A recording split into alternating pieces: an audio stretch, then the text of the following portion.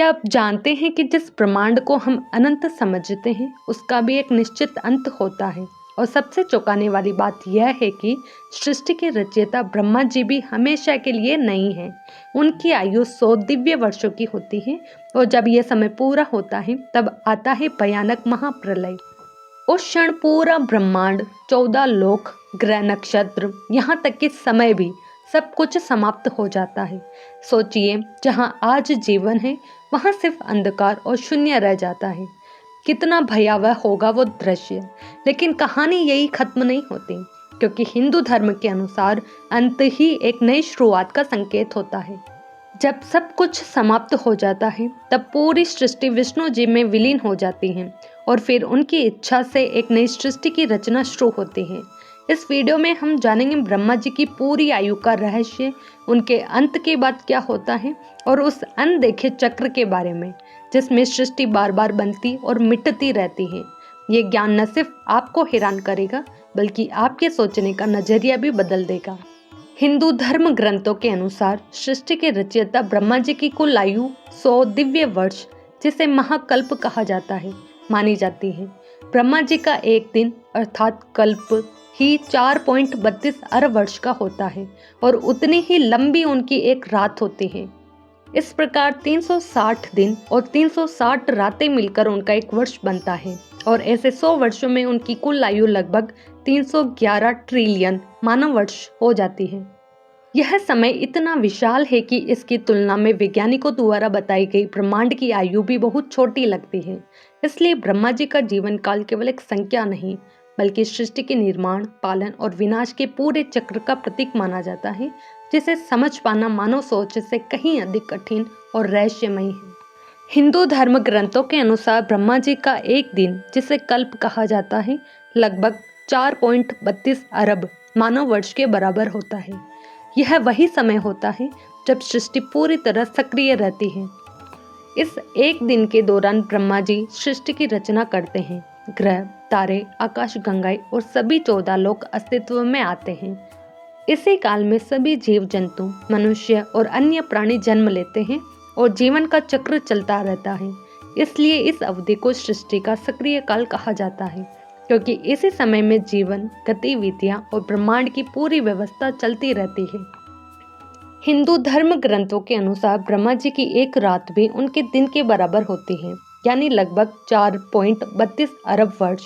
इस अवधि को नैमित्तिक प्रलय कहा जाता है, जिसमें सृष्टि का आंशिक विनाश हो जाता है।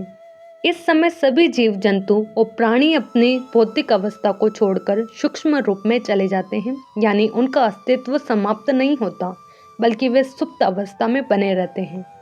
इस दौरान ब्रह्मा जी विश्राम करते हैं और सृष्टि की सारी गतिविधियां रुक जाती हैं। जब उनकी रात समाप्त होती है तब फिर से एक नए दिन अर्थात कल्प के साथ सृष्टि का पुनः आरंभ होता है। हिंदू धर्म ग्रंथों के अनुसार ब्रह्मा जी का एक वर्ष बहुत विशाल होता है। उनका एक वर्ष 360 दिन और 360 रातों से मिलकर बनता है। क्योंकि ब्रह्मा जी का एक दिन अर्थात कल्प 4.32 अरब वर्ष का होता है और उनकी एक रात भी उतनी ही लंबी होती है, इसलिए एक दिन और एक रात मिलाकर कुल 8.64 अरब वर्ष होते हैं। जब ऐसे 360 दिन रात के चक्र पूरे होते हैं तब ब्रह्मा जी का एक वर्ष बनता है, जो लगभग 3.11 खरब मानव वर्ष के बराबर होता है। यह समय इतना विशाल है कि यह हमारी सामान्य समझ से परे है और सृष्टि के अत्यंत दीर्घकालिक चक्र को दर्शाता है। हिंदू धर्म ग्रंथों के अनुसार जब ब्रह्मा जी के 100 दिव्य वर्ष पूरे हो जाते हैं तब उनका पूरा जीवन काल समाप्त होता है। यह अवधि मानव वर्षों में लगभग 311 खरब से भी अधिक वर्ष के बराबर होती है। इस पूरे समय को महाकल्प कहा जाता है, जो सृष्टि के निर्माण से लेकर उसके पूर्ण विनाश तक के संपूर्ण चक्र को दर्शाता है।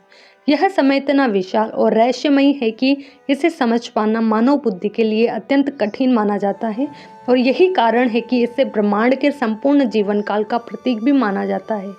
जब ब्रह्मा जी के 100 दिव्य वर्ष पूरे हो जाते हैं तब सृष्टि के अंत का समय आता है, जिसे महाप्रलय कहा जाता है।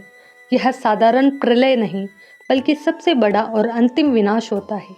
इस समय पूरे ब्रह्मांड के 14 लोक स्वर्ग से लेकर पाताल तक संपूर्ण रूप से नष्ट हो जाते हैं ग्रह, तारे, आकाशगंगाएं, यहाँ तक कि समय और स्थान का अस्तित्व भी समाप्त हो जाता है। इस अवस्था में सृष्टि का कोई भी रूप शेष नहीं रहता, सब कुछ शून्य में विलीन हो जाता है। न जीवन बचता है, न कोई गतिविधि, सिर्फ एक गहन अंधकार और शांति रह जाती है। यही वह क्षण होता है जब पूरी सृष्टि अपने मूल स्वरूप में लौट जाती है और अस्तित्व पूर्णतः समाप्त हो जाता है, जिससे एक नए सृजन के लिए आधार तैयार होता है।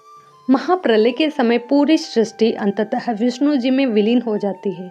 हिंदू धर्म ग्रंथों के अनुसार विष्णु ही वह परम सत्ता है जिसमें संपूर्ण ब्रह्मांड का आधार और अंत निहित है।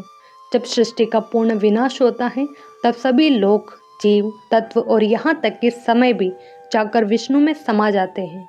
इस अवस्था में केवल विष्णु जी शांत और दिव्य योग निद्रा शेष रहती है, जिसमें वे अनंत काल तक स्थित रहते हैं। चारों ओर गहरा अंधकार और पूर्ण स्थिरता होती है, न कोई गति, न कोई ध्वनि, न कोई जीवन। यह स्थिति सृष्टि के पूर्ण विराम का प्रतीक होती है, जहाँ से आगे चलकर भगवान की इच्छा से एक नई सृष्टि की शुरुआत होती है। महाप्रलय के बाद ब्रह्मा जी का भी दिव्य कार्य समाप्त हो जाता है और वे अपने पद से मुक्त हो जाते हैं। यह वह क्षण होता है जब उन्हें जन्म और मृत्यु के चक्र से पूरी तरह छुटकारा मिल जाता है, क्योंकि उनका सृष्टि निर्माण का दायित्व पूरा हो चुका होता है। हिंदू धर्म के अनुसार इसके बाद वे मोक्ष को प्राप्त करते हैं, अर्थात परम शांति और परम सत्य की अवस्था, जहाँ कोई पुनर्जन्म नहीं होता। इस अवस्था को परम धाम कहा जाता है, जहाँ आत्मा पूरी तरह ब्रह्म में लीन हो जाती है और सभी सांसारिक बंधनों से मुक्त हो जाती है। इस तरह ब्रह्मा जी भी अंततः उसी परम सत्य में विलीन हो जाते हैं जो सृष्टि का मूल आधार है।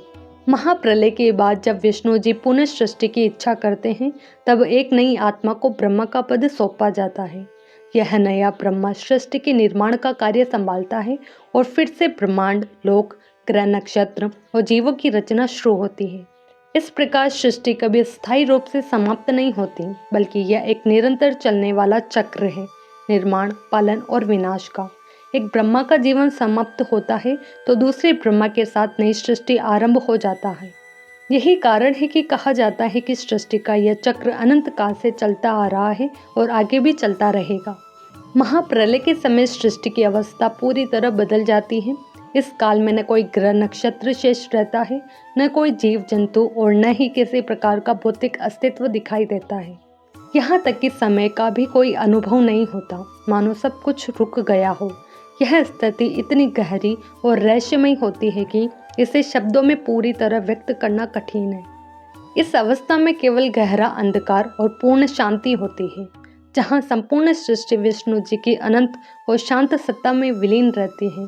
न कोई हलचल होती है, न कोई ध्वनि, सिर्फ एक स्थिर, शांत और शून्य जैसी स्थिति होती है, जो नई सृष्टि के आरंभ से पहले का पूर्ण विराम मानी जाती है। निष्कर्ष के रूप में कहा जाए तो ब्रह्मा जी की आयु 100 दिव्य वर्ष अर्थात महाकल्प मानी जाती है, जो मानव वर्षों में लगभग 311 ट्रिलियन वर्ष के बराबर होती है। यह पूरा काल सृष्टि के निर्माण से लेकर उसके अंत तक के विशाल समय चक्र को दर्शाता है। इस अवधि के अंत में महाप्रलय होता है, जिसमें पूरी सृष्टि का विनाश हो जाता है। उसके बाद ब्रह्मा जी मोक्ष को प्राप्त करते हैं और फिर विष्णु की इच्छा से एक नई सृष्टि की शुरुआत होती है। इस प्रकार सृष्टि का यह चक्र लगातार चलता रहता है, अंत के बाद ही एक नई शुरुआत होती है।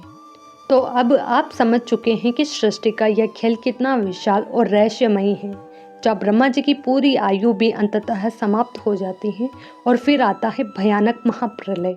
लेकिन यही अंत एक नई शुरुआत का संकेत भी देता है।